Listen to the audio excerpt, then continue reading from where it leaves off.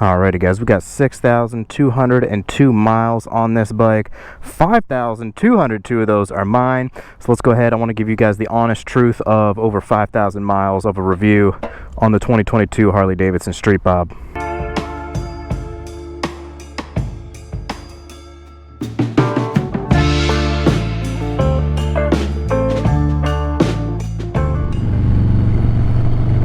Alright everybody, what is up? What is up? As always, thanks for stopping by to another video today.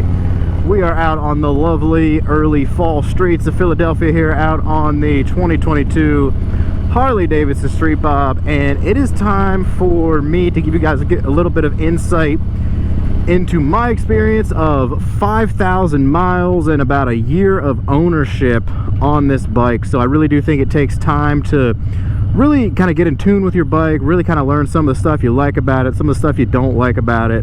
Because once you start to have your bike for a little bit longer period of time, you get it out into all different types of scenarios, all different types of riding styles and stuff. You might have been in love with it at the beginning, and you know, maybe as time went on, you might have found out it didn't do one thing as good as you thought it would. Maybe you thought it was better at other stuff than you thought it would be. So I think that time frame really gives you a lot of time to really get into the bike, get familiar with it, maybe change stuff you didn't like, and just really kind of get it dialed in. And 5,000 miles, a year of ownership, I think that time frame really kind of gives you a good idea to give like a really good, honest opinion on what we have here with the bike. And I really want to kind of approach this one from a couple different ways. As you guys know, I bought this bike used with 1,000 miles on it, and so as of today, we actually just rolled the odometer to 6,200 miles on this thing, so that means I put 5,200 on them. So with that said, I want to give my experience of that over 5,000 miles, and then also want to give you a little bit about the bike having 6,200 on it overall as more of like a reliability type thing. So my experience with over 5,000 and experience with the bike and how it's been maintaining and reliability and things like that with over 6,000. So first off, if you guys have any questions, if there ends up being anything I missed on this that you guys want to know, feel free to drop it down in the comments. Let me know what type of questions you guys have about my experience so far with about a year of ownership and 5,000 miles on the bike. And let me know your guys' experience as well with your Street Bobs. How are you liking them out there so far? What did you expect? What did you not expect? Go ahead and drop it down in the comments. And also, like I said, for you guys out there, I want to give my absolute honest take on this after a year and a little over 5,000 miles, because of course we all know out there on the internet, YouTube, Instagram, forums, websites, all this different stuff, you can get so much different info, so much conflicting info. Sometimes you only hear like the bad stuff, the horror stories out there.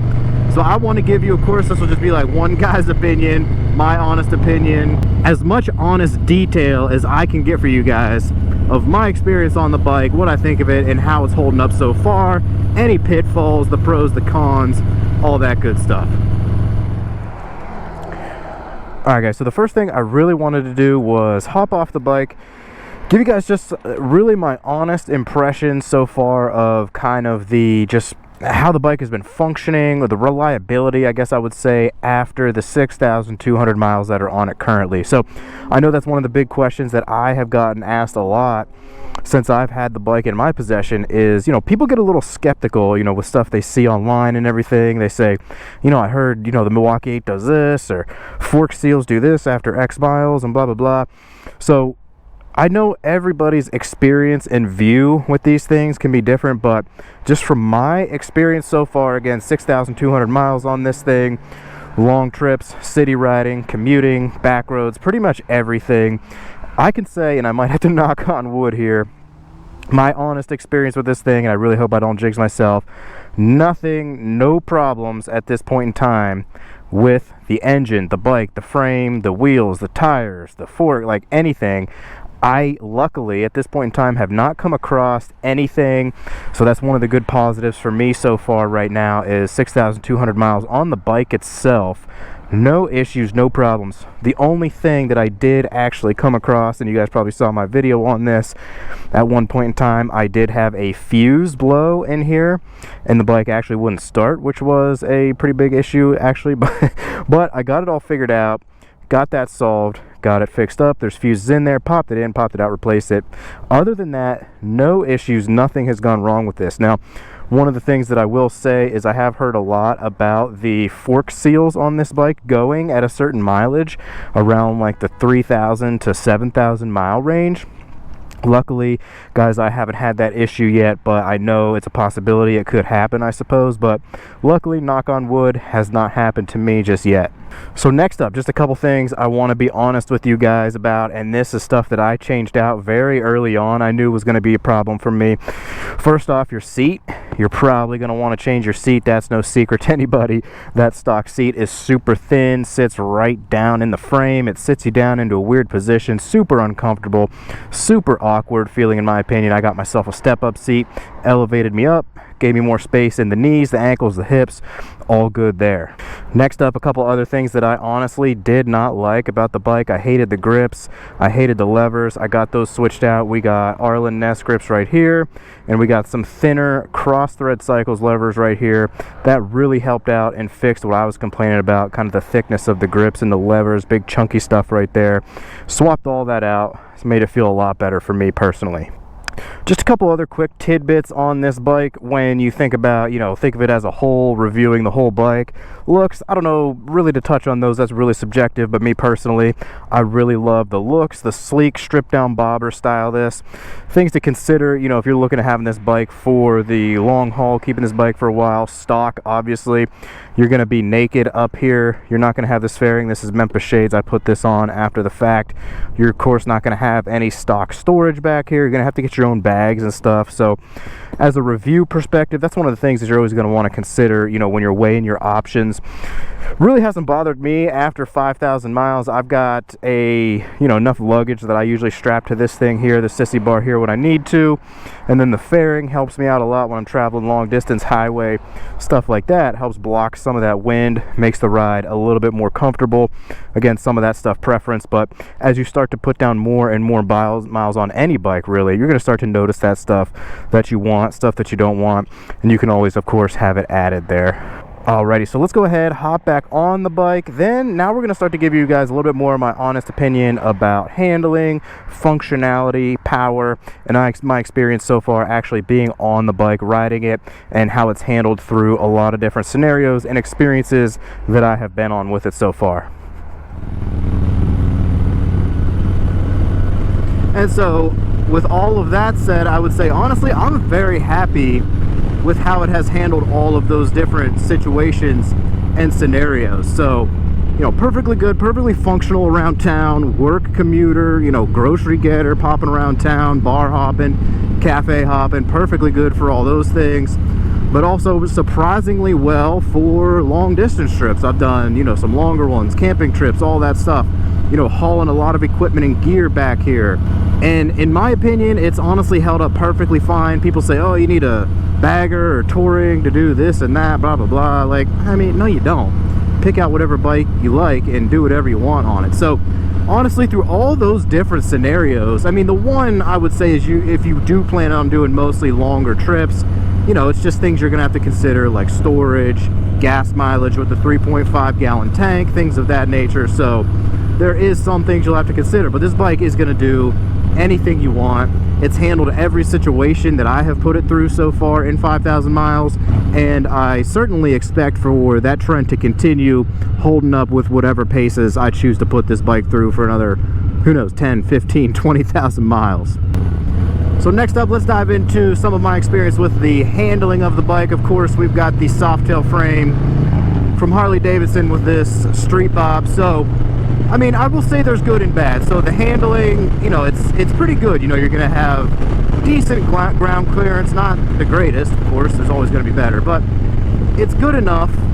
With the monoshock in the back, I do think that gives you just kind of a little bit more kind of rigidity to really kind of lean and turn and things like that, really dive into those turns over the dual shocks of things like the Dyna and the Sportster. So pretty happy with the handling. The comfort could definitely be better, I will say that.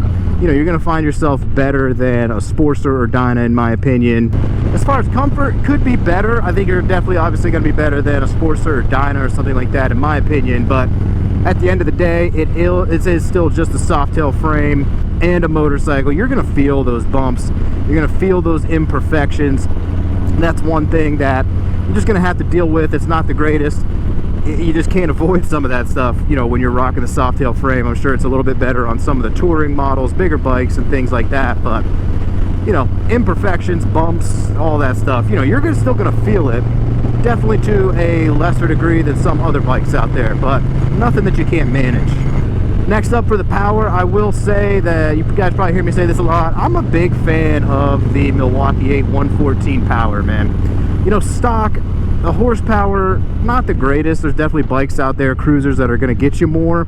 Stock, I think we're somewhere around like 85 horsepower, 110, 115 foot-pounds of torque stock, but it's just good, man. It's just a good, powerful, grunty bike that picks you up and gets you going in really any scenario that you're in.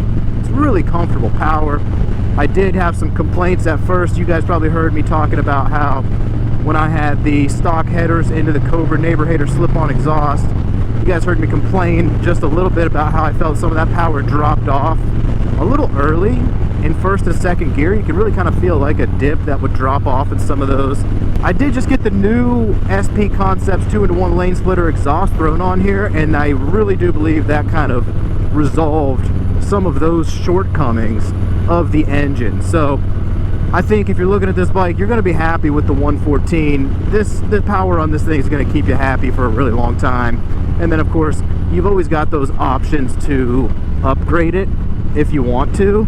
Like I said, the only shortcoming that I think you guys might see out there is a little bit of that drop off in first and second, maybe in a third, but that's not something that I would say should deter you from getting this bike.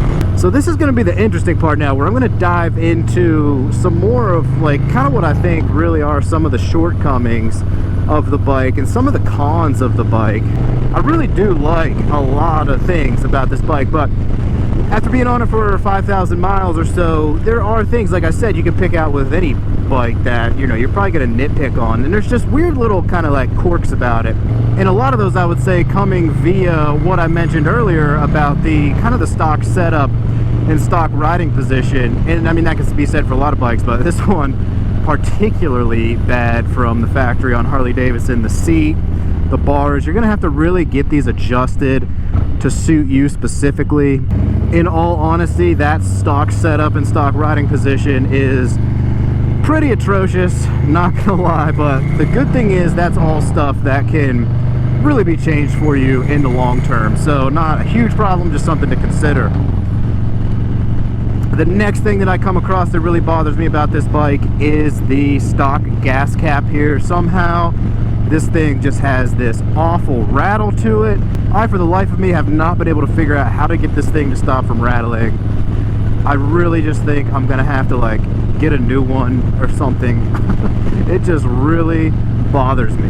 Again, another thing that should be fairly easy to fix, of course, but just kind of something that I didn't even expect to notice that kind of really bothers me about the bike. Another thing that kind of bothers me about this bike is these stock bars are not great. Stock handlebars really not great. I've left them on for over a year and 5,000 miles now. I really want to get them swapped out. Now, I thought that I would like these because they are very similar to my Sportster, the Iron 1200 that I have. They're very somewhat similar shape, size, angle, things like that. But I just honestly really don't like them. Something to consider for you guys out there. Total transparency, full honesty. These bars are not great. I had to adjust them quite a bit to get comfortable for me. These will be getting swapped out eventually for some type of T-bar setup. Not entirely sure what yet, but it is going to happen. Honestly, another thing about these bars that you guys should know is, I think it's due to the height, they do come with a little bit of an annoying rattle or vibration. So I know a lot of people say, oh, you know, that's Harleys, they shake and rattle and all this and that, but my Sportster shakes and rattles way more than this bike does, and there's just something, I wouldn't call it a shake and rattle, it's just a vibration from the RPMs coming up through the handlebars. I believe there is some bushings or something rather you can get there. I've heard once you swap out to a T-bar setup, that does go away. So like I said, we'll be getting to that soon. But like I said, just another thing, definitely a con of this kind of stock setup here. Something that you're not going to like probably is a vibration through these handlebars. I just don't like the handlebars as a whole. Another thing, honestly guys, like I mentioned before, if you guys don't like a naked front end, this is going to come stock with no fairing, no wind protection. So if that's something you guys don't like, honestly, you're gonna have to throw something on here to make that a little bit better for you. I know a lot of people say, you know, using this as an around town type of bike, if that is the case, totally fine. You know, you might not actually need or be bothered by some of the wind up there, but I like the look, I like the functionality of it. It gives you a little protection out on the highway. So that's what I chose to do, so that may or may not bother you. Coming into some other particular things about this bike, very limited with Harley Davidson on the color options these days for the Softail Street Bob.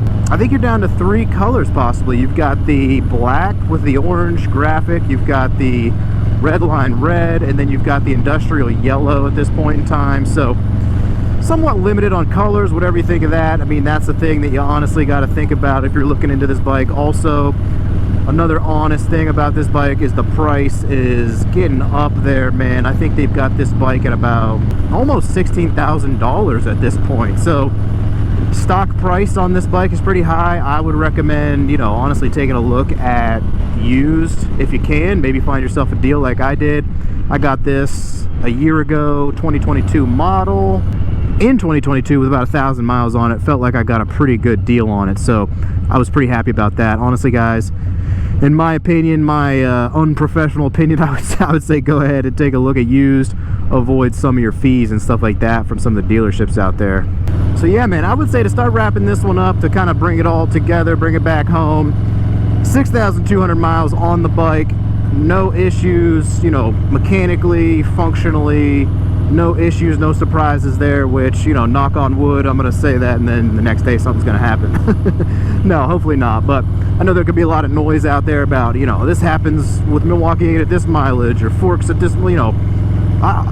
Luckily I've been lucky enough to not have to deal with any of that stuff.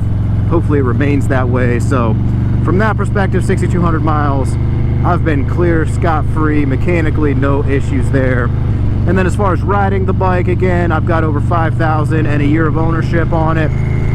Not a whole lot of complaints there. Like I said, I really like the bike. I've really enjoyed it so far. Handling is great. Power is good. It's fun. The looks are awesome. It's a good, clean, blank slate to start with if that's your thing. You want to mod this thing however you want to. Plenty of room and opportunity to do that. I think that's one of the big draws to the Street Bob.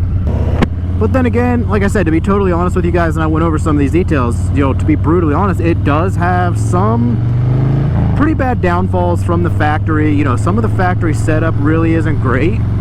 I went over some of those, but again, a lot of that you can really kind of switch out and fix some of that. It's a shame that you have to, but that's also part of the fun as well.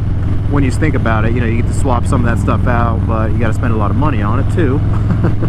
But like I said, there are some pretty big pitfalls with the bike with the stock setup from the factory, so that's always something to take into consideration. Anybody considering this bike or looking into this bike, I mean, I would have to recommend it. Though, I mean, really the one thing I would have to say is, you know, give it a test ride. Consider your surroundings, where you're going to be riding it, what you want to do with it. Make sure it's going to fit that. And then, yeah, man, I can't deter you from it. I would say if it's what you want, fits your style of looks, your style of riding, I can't say too much bad about it. Like I said, those only bad things about it you can easily fix on your own as you're modding this thing out. So that is where I will leave you guys. 6,200 miles on the bike, over 5,000 of those being mine. Great experience so far. If there's anything I missed, make sure you go ahead and drop any questions you might have on the Street Bob of things that I didn't go over or things that I missed. Make sure you drop them down in the comments and I will be sure to address those for you. But as always, if you like anything we got going on here, make sure you go ahead and like this video. Subscribe to the channel. Make sure you guys ride safe out there. Make it a good one, guys. It's the Moto Jawn. We'll see you all on down the road. Peace.